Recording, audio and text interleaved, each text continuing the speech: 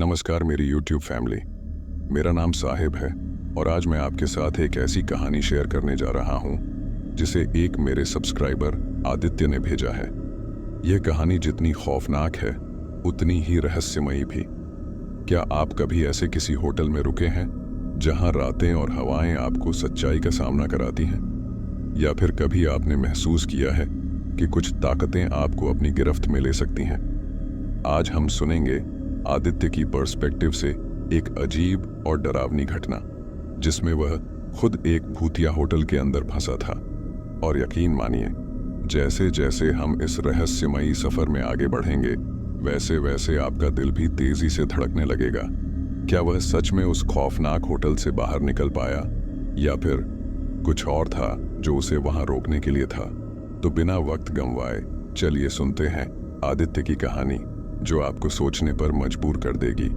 और अगर आपको ये कहानी पसंद आए तो वीडियो को लाइक और चैनल को सब्सक्राइब जरूर करिए ताकि ऐसी और भी डरावनी कहानियां हम आपके लिए ला सकें। अब हम शुरू करते हैं आदित्य के साथ उस खौफनाक सफर का पहला कदम। नमस्कार दोस्तों, मैं आदित्य। आज मैं आपको एक ऐसी घटना बताने जा रहा हूं जिसने मेरी जिंदगी बदल दी। एक ऐसा हादसा जिसने मुझे यकीन दिला दिया कि इस दुनिया में कुछ ऐसी ताकतें हैं जिन्हें समझ पाना मुमकिन नहीं।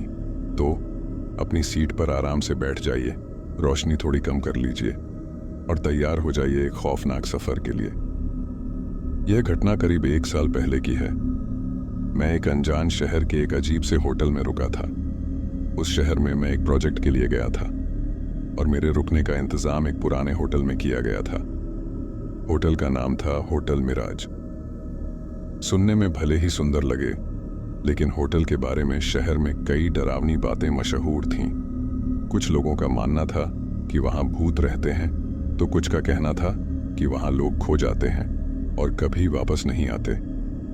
लेकिन मैंने इन बातों को अफवाह समझकर अनसुना कर दिया, या शायद मैंने बड़ी गलती की थी। रात के करीब 9 बजे मैं होटल पहुंचा। बाहर से देखने पर होटल बेहद पुराना और जर्जर दिख रहा था। जैसे ही मैं दरवाजे के पास पहुंचा, होटल के बोर्ड की लाइट्स एकदम से बंद हो गईं। मन में एक अजीब सी बेचैनी हुई, लेकिन मैं इसे अनदेखा करके अंदर चला गया। अंदर का माहौल तो और भी डरावना था। दीवारों पर पुराने फोटो फ्रेम्स लगे थे जिनमें कुछ अजीब चेहरे दिख रहे थे। रोशनी बहुत कम थी और एक अजीब सी ठंडक महसूस हो रही थी। रिसेप्शन पर एक बूढ़ा आदमी बैठा था। उसने मुझे एक पल के लिए घूरा और फिर बिना कुछ कहे मुझे चाबी पकड़ा दी। मैंने कुछ पूछना चाहा, पर उसके चेहरे पर ऐसा भाव था जैसे वो मुझे वहां से जल्दी निकल जाने को कह रहा हो। कमरा नंबर 308, यही था मेरा ठिकाना। तीसरी मंजिल तक पहुंचते पहुंचते मुझे अजीब सी सिहरन होने लगी। लिफ्ट पुरानी थी और खड़खड़ाने लगी थी। आखिरकार कमरे तक पहुंचकर मैंने राहत की सांस ली और दरवाजा बंद किया। जैसे ही मैंने लाइट ऑन की, कमरे में अजीब सी ठंडक महसूस हुई। खिड़की खुली थी और बाहर हवा के साथ हल्की हल्की सीटी जैसी आवाज आ रही थी। मैंने खिड़की बंद कर दी और अपने सामान को रखने लगा। इतने में अचानक दरवाजे पर 3 बार दस्तक हुई। कौन हो सकता है, मैंने सोचा। बाहर जाकर देखा, लेकिन वहां कोई नहीं था। मैं वापस आया और जैसे ही बैठने को हुआ, फिर से दस्तक हुई। इस बार दरवाजे पर जाने का साहस नहीं हुआ। मुझे महसूस हो रहा था कि यहाँ कुछ गड़बड़ है, लेकिन मैं इसे तसल्ली देने की कोशिश कर रहा था। उस रात मैं सोने की कोशिश कर रहा था, पर जैसे ही आंखें बंद करता, किसी के फुसफुसाने की आवाजें सुनाई देने लगती। कभी वो आवाज कहती, आदित्य, यहां से चले जाओ। कभी लगता जैसे कोई मेरे कान के पास कुछ कह रहा है। रात करीब 3 बजे मैं उठकर बैठ गया। मुझे लगा कि कमरे में कोई और भी है, लेकिन जब मैंने देखा तो वहां कोई नहीं था। सुबह होते ही मैंने सोचा कि यह सब सिर्फ एक बुरा सपना था, लेकिन तब मेरा ध्यान उस कमरे के आईने पर गया। उस पर किसी ने उल्टी लिखाई में खून जैसी चीज से लिखा था, तुम बच नहीं पाओगे। दिल तेजी से धड़कने लगा। मुझे यकीन नहीं हो रहा था कि यह सब सच में हो रहा है। मैंने सोचा कि यह शायद मेरी थकान का नतीजा है। मैंने रिसेप्शन पर जाकर कमरे के बारे में कुछ सवाल पूछने की कोशिश की, लेकिन वहां मौजूद बूढ़े रिसेप्शनिस्ट ने मेरी बात को अनसुना कर दिया। उसकी आंखों में एक अजीब सी चमक थी, जैसे वो कुछ जानता हो पर बताना नहीं चाहता। उस रात मैंने तय किया कि किसी भी हालत में मुझे सोना है, लेकिन जैसे ही बिस्तर पर लेटा, अचानक मेरे कमरे की लाइट्स एक एक करके बंद होने लगीं। पहले पंखा बंद हुआ, फिर टेबल लैंप, और फिर अचानक से चारों ओर अंधेरा छा गया। मैंने सोचा कि शायद बिजली चली गई है, पर तभी कमरे के कोने में हल्की सी रोशनी नजर आई। वो रोशनी धीरे धीरे बढ़ने लगी और उसमें एक साया सा दिखने लगा। वो परछाई मुझे घूर रही थी, ठंडी खामोश नजरों से। मैंने चाहा कि चीखूं, पर गला सूख चुका था। तभी वो परछाई मुझसे फुसफुसाकर बोली, तुम्हें यहां नहीं आना चाहिए था। उसकी आवाज मेरे कानों में गूंजने लगी। दिल की धड़कनें इतनी तेज हो रही थीं कि मुझे लगा मैं मर जाऊंगा। तभी अचानक से लाइट्स जल गईं और सब कुछ सामान्य हो गया। पर मैं जानता था, कुछ तो था वहां।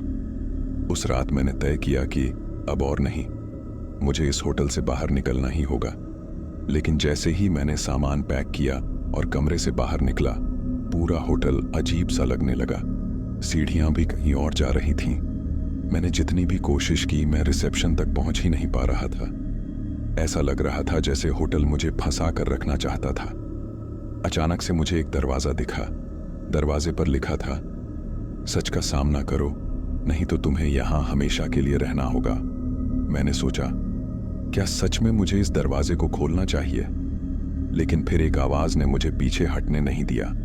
जैसे ही मैंने दरवाजा खोला, एक ठंडी हवा का झोंका आया और मैं उस अंधेरे कमरे में चला गया। चारों ओर सन्नाटा था और कमरे के बीचों बीच एक बुढ़िया बैठी थी। उसकी आंखों में अजीब सी चमक थी। उसने मुझसे कहा, तुम यहां किसकी तलाश में हो? मैंने कांपती आवाज में कहा, मुझे बाहर जाने का रास्ता चाहिए। उसने मेरी तरफ देखा और कहा, तुम्हें उस सच्चाई का सामना करना होगा जिसे तुमने हमेशा अनदेखा किया। इस होटल में जितने भी लोग आए, उनमें से किसी ने भी अपनी गलती नहीं मानी, लेकिन तुमने अब तक सब सह लिया है। जाओ, तुम मुक्त हो। जैसे ही उसने यह कहा, कमरे का दरवाजा खुल गया और मैं बाहर निकलने में कामयाब हो गया। बाहर निकलते ही देखा कि सुबह हो चुकी थी और होटल का दरवाजा बंद था, जैसे वहां कोई होता ही नहीं।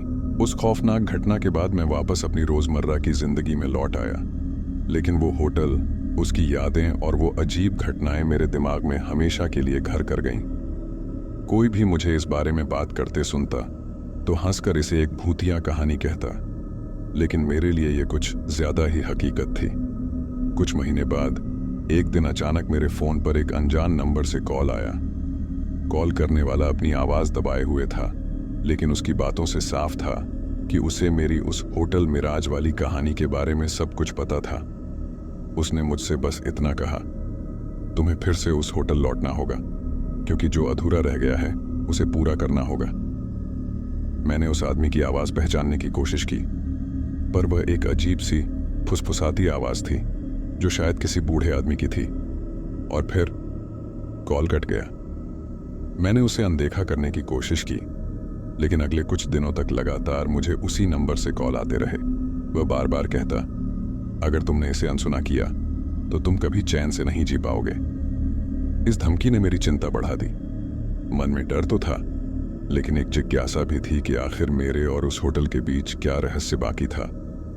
आखिरकार एक दिन मैंने उस कॉल को गंभीरता से लिया और वापस उस शहर जाने का फैसला किया। इस बार मैं पहले से अधिक सतर्क था। जैसे ही मैं शहर पहुंचा, मैंने पुराने लोगों से उस होटल के बारे में फिर से पूछताछ की। वहां के कुछ लोगों ने बताया कि होटल मिराज के मालिक का नाम जॉन मिराज था, जो एक रहस्यमय व्यक्ति था और जिसने कई अजीबोगरीब काम किए थे।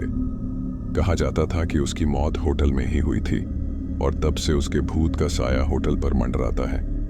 लेकिन कुछ ने कहा कि जॉन की आत्मा किसी अज्ञात शक्ति को पाने के लिए एक शापित अनुष्ठान कर रही थी और अब भी वह इसे पूरा करने के लिए किसी का इंतजार कर रही है। इस सब ने मेरे डर को और बढ़ा दिया, पर अब मैं पीछे नहीं हट सकता था। मुझे इस रहस्य को समझना था। मैं उस जगह पर पहुंचा जहां होटल हुआ करता था। वहां अब सिर्फ खंडहर बचे थे। मैंने साहस जुटाया और उस खंडहर के अंदर घुस गया। खंडहर के अंदर एक अजीब सी गंध थी, जैसे वहां सदियों से धूल और पुराने कागज सड़ रहे हों। मैंने धीरे धीरे चारों ओर देखा और फिर अचानक मेरी नजर एक पुराने किताब के टुकड़ों पर पड़ी। उन पन्नों पर कुछ अनोखी डरावनी भाषा में लिखा हुआ था।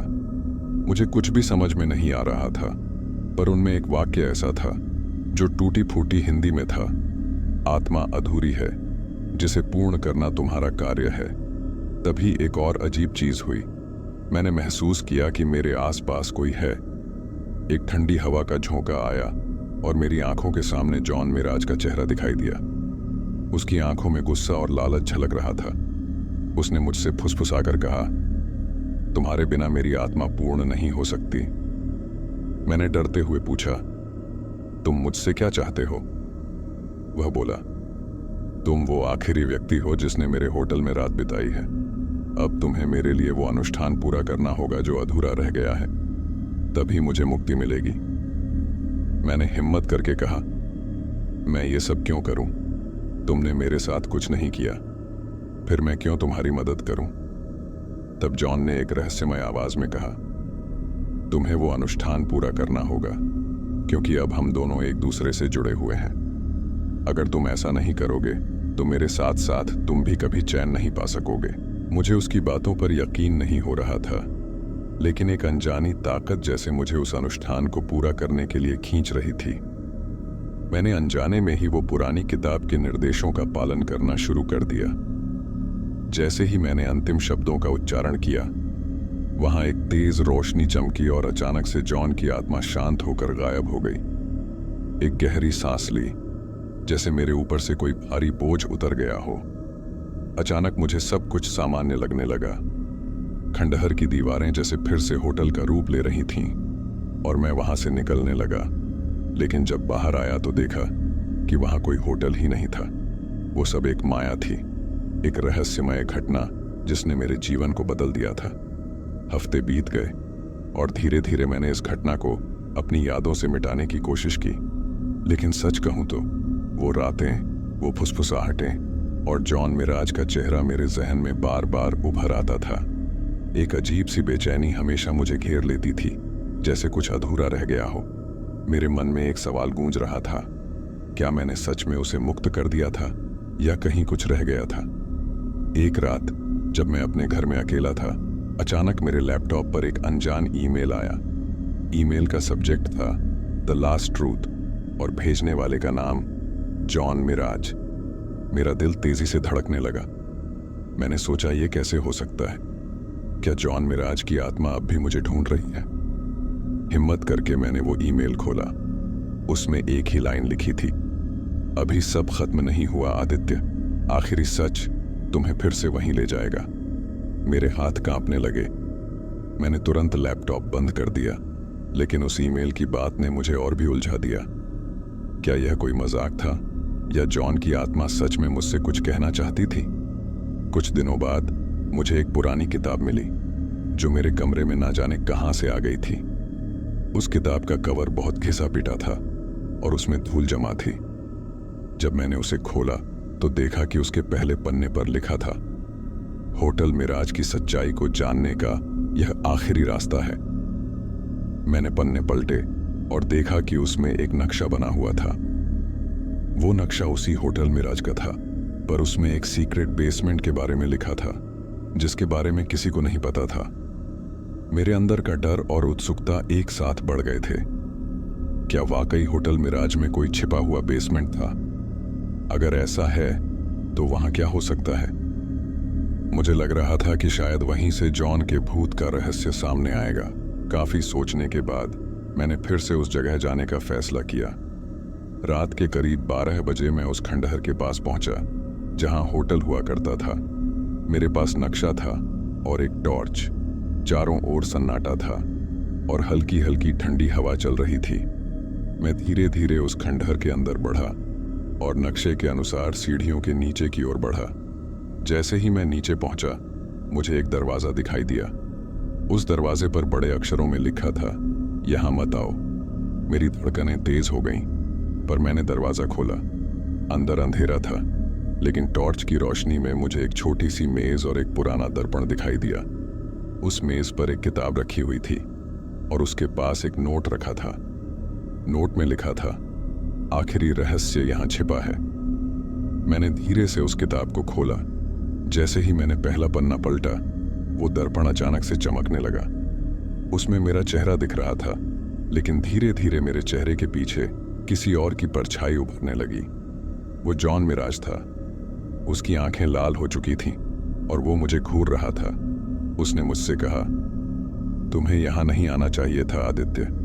तुमने मेरी आत्मा को मुक्त किया था, लेकिन अधूरा सच फिर भी बाकी है।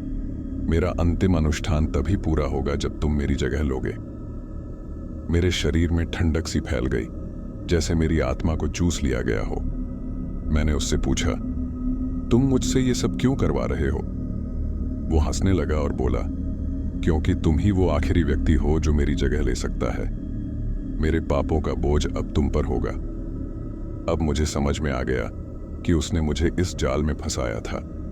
मैं वहां से भागना चाहता था, पर मेरे पैर जैसे जम गए थे। तभी किताब के आखिरी पन्ने पर एक मंत्र लिखा हुआ दिखाई दिया। मेरे पास एक ही विकल्प था, या तो मैं उस मंत्र का उच्चारण करके खुद को मुक्त कर सकता था, या हमेशा के लिए वहीं फंसा रह सकता था। मैंने हिम्मत जुटाकर वो मंत्र पढ़ना शुरू किया।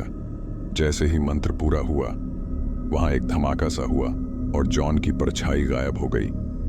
लेकिन मुझे ऐसा लगा जैसे वो मेरी आत्मा का एक हिस्सा अपने साथ ले गया हो। जैसे ही मैं वहां से बाहर निकला, होटल के खंडहर अपने आप ढहने लगे और कुछ ही मिनटों में वह जगह धूल में तब्दील हो गई। मैं वहां से बाहर निकलने में कामयाब हो गया, लेकिन उस रात के बाद से मुझे हमेशा ऐसा लगता है जैसे कोई मुझ पर नजर रख रहा हो। कभी कभी मेरी परछाई भी मुझे अजीब लगने लगती है, जैसे वो मेरे साथ नहीं बल्कि मेरे खिलाफ है। और तब से मैं इस डर के साथ जी रहा हूं कि कहीं मैं ही जॉन मिराज का नया अवतार न बन जाऊं। क्या मैं सच में उससे मुक्त हो पाया हूं, या उसकी आत्मा का एक अंश अब मुझ में भी है? तो दोस्तों, ये था मेरा खौफनाक और रहस्यमयी अनुभव। क्या आपको लगता है कि मैंने सच में जॉन मिराज से मुक्ति पाई, या अब मैं भी उसी की तरह शापित हो गया हूं?